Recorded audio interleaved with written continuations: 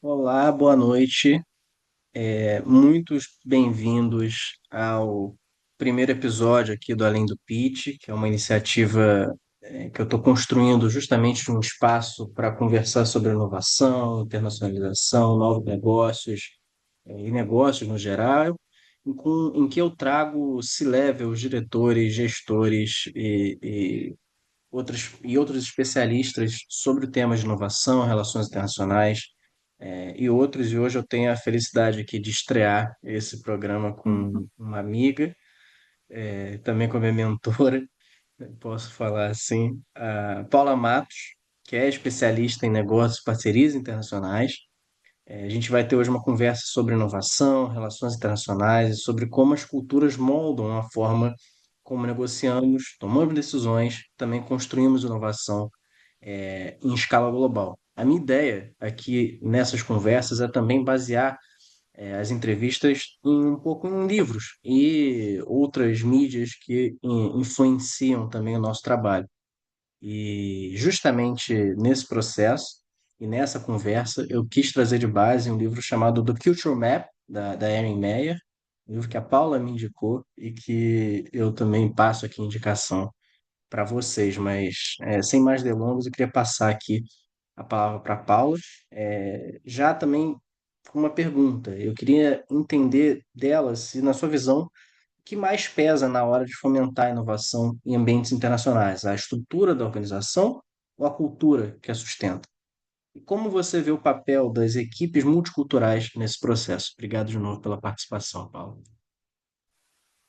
Boa noite, Flávio. Eu que agradeço as palavras aí. Acho que você até exagerou um pouquinho nos elogios. Imagina, é um prazer estar aqui com um grande amigo e com um colega de profissão para falar um pouco de um tema que a gente gosta tanto, né? Então, acho que quando eu vi o livro da Erin e falei dele para você, eu fiquei assim encantada. É um tema que a gente adora, que é a parte de cultura dentro da negociação internacional, né? Que afeta o tema de inovação e tantos outros temas de sucesso dos negócios. Então, eu acho que é um livro fundamental para todo mundo que atua na área. Então, obrigada pela oportunidade, por essa troca aqui que a gente vai ter hoje. Sobre a sua pergunta, né? Difícil decidir entre o que seria mais importante, se a parte de estrutura ou cultura. Eu acredito que os dois são importantes, tá, para a inovação, Flávio. Não, não dá para escolher um só. Mas eu vejo a cultura como um pilar para a inovação. Então, é nítido como culturas que têm, países que têm no seu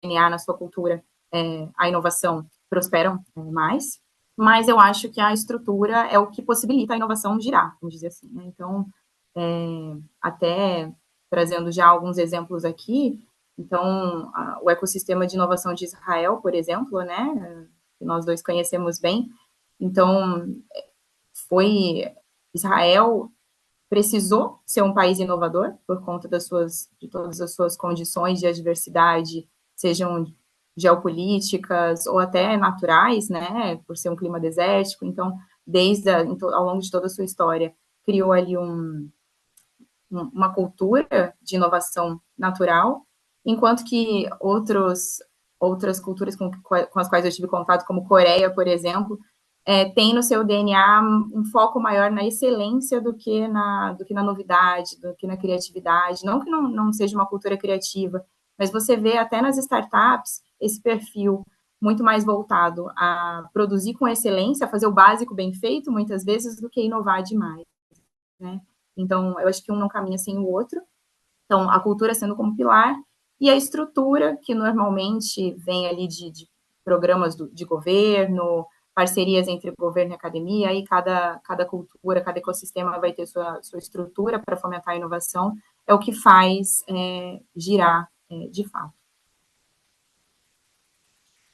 Isso é bem interessante que você trouxe justamente porque se a gente olhar modelos de ecossistemas de inovação, né, o MIT tem, por exemplo, uma forma que eles olham inovação, né, de relação entre academia, e de como você faz essa estrutura, né, de academia, governo, startups, empresas, todas conversando ali para fazer essa estrutura, mas a gente vê também como que esse modelo é adaptável, né, em diferentes situações, em diferentes culturas. Em Israel tem, como você comentou, né, tem toda essa parte também de necessidade que gera, assim como todo o contexto também militar que acaba influenciando muito, né? O serviço militar obrigatório também como um catalisador dessa inovação inicial. Eu pegando esse gancho, eu ia até já para a nossa segunda pergunta, eu ia te perguntar como você teve justamente vivências em diversas ecossistemas de inovação internacional, você citou Coreia, Israel, mas também o próprio ecossistema americano, né, e europeu. Você consegue contar para a gente um episódio marcante em que justamente essas diferenças culturais influenciaram os rumos ou esse resultado da negociação? Ah, tem alguns, assim, não só, tem desde pequenos detalhes, né, que a gente não observa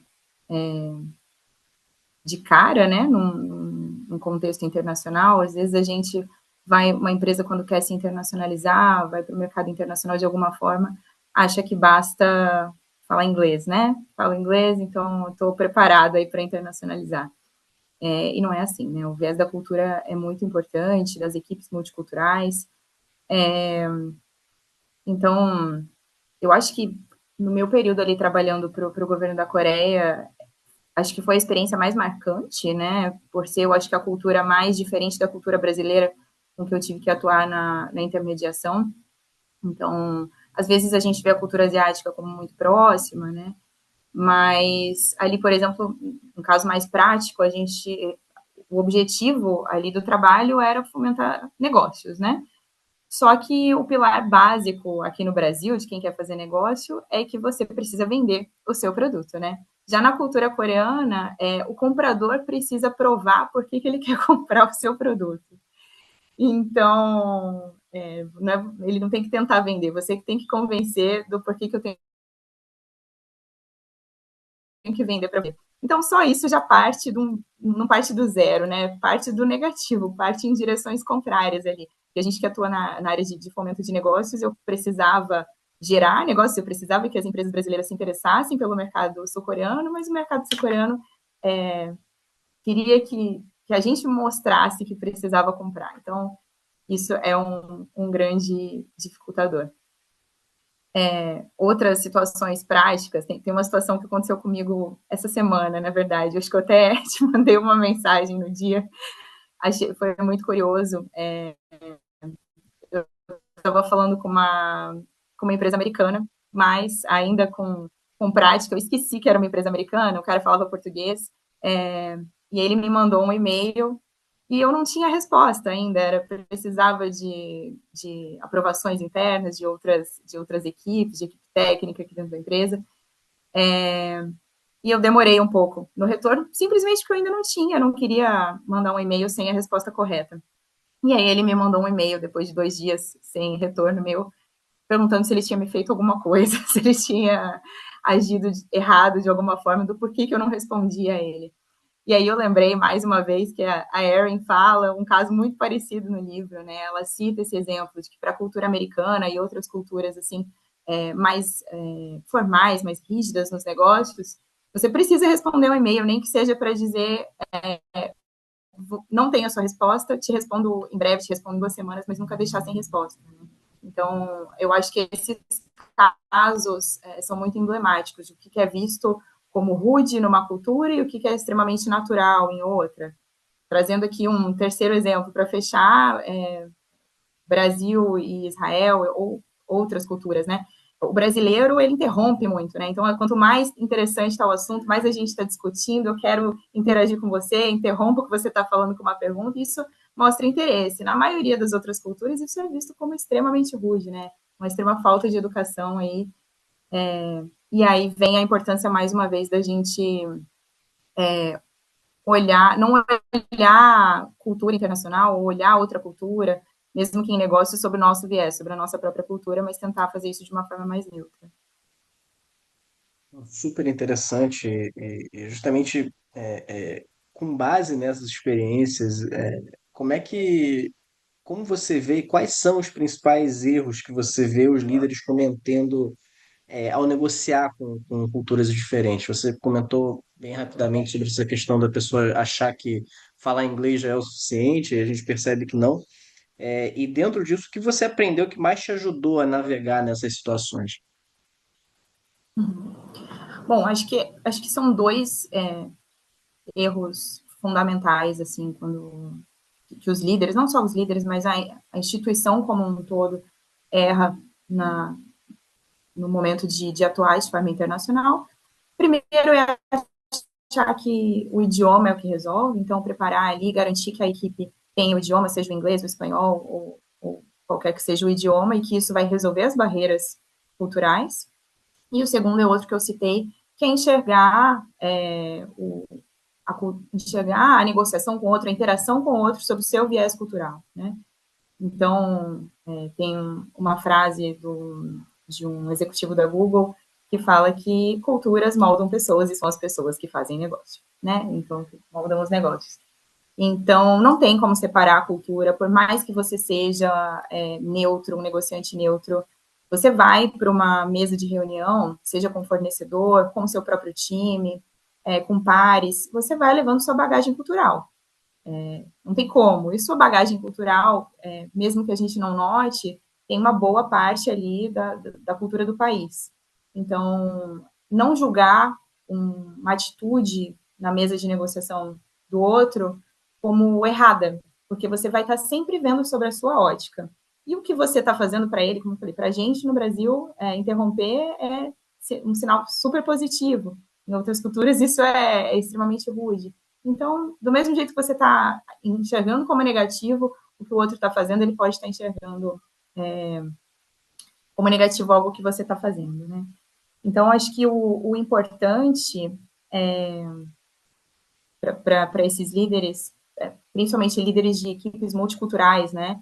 Tem que ter uma sensibilidade muito grande. É muito difícil gerir uma equipe multicultural. Então, voltando um pouco ali no que você comentou na primeira questão, né, dos times multiculturais, obviamente eles ajudam na inovação, existem instituições acadêmicas e consultorias especializadas no tema que provam que um time quanto mais diverso, mais inovação ele vai trazer, né? Ele é propício a muito mais inovação. Imagina, então, com a riqueza cultural de um time de múltiplas nacionalidades, né?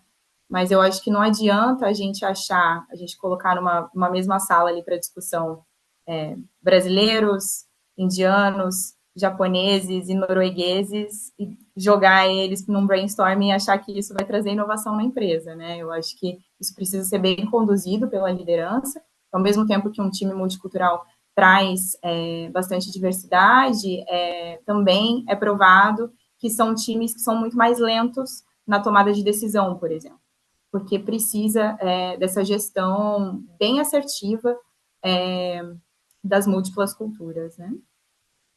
Não sei se eu respondi a sua pergunta. Então, respondeu sim, acho que por mim a gente ficaria falando aqui por mais horas, igual a gente já ficou algumas vezes. Mas eu infelizmente tenho que direcionar aqui a conversa para um fim. E a última pergunta que eu tenho para te fazer, eu acho que vai muito em correlação a isso que você estava falando, e eu queria justamente entender como que empresas e, enfim, profissionais e lideranças multiculturais podem preparar melhor os profissionais do seu time para lidar com essas diferenças e também, enfim, claro, e também lidar com isso tudo com empatia, com inteligência e também gerando inovação, claro. Eu acho que então, se despir de preconceitos, como a gente já falou, de vieses pré-estabelecidos, de vou trabalhar com a China, tem que ser desse jeito, vou trabalhar com a Europa de determinada forma, alemão é fechado, chinês só vende barato, sabe? Aqueles clichês. Então, despir disso. E na negociação cultural, negociação internacional, desculpa, é muito importante você ouvir mais do que falar. Então, entender quem é o seu interlocutor, fazer um bom planejamento. Então, é necessário que o líder, por mais que ele seja um excelente líder no Brasil, que ele tenha uma preparação específica para essa posição que ele vai assumir, ou de uma internacionalização, ou de um time multicultural, preparar o time, fazer um planejamento específico para cada cultura com que você vai atuar, ou se é um projeto multicultural, entender quem são os interlocutores que vão estar participando e não seguir uma receita de bolo para todos os projetos. Excelente, Paula. Então, antes da gente terminar, eu só queria que você compartilhasse o seu LinkedIn, falasse onde as pessoas podem te encontrar. E é isso. Te agradecer por fazer parte aqui desse projeto e agradecer a todo mundo também que está assistindo. Obrigada, Flávio, foi um prazer. Como você disse, acho que ficaria falando desse tema aqui por horas, que é um tema que eu sou apaixonada.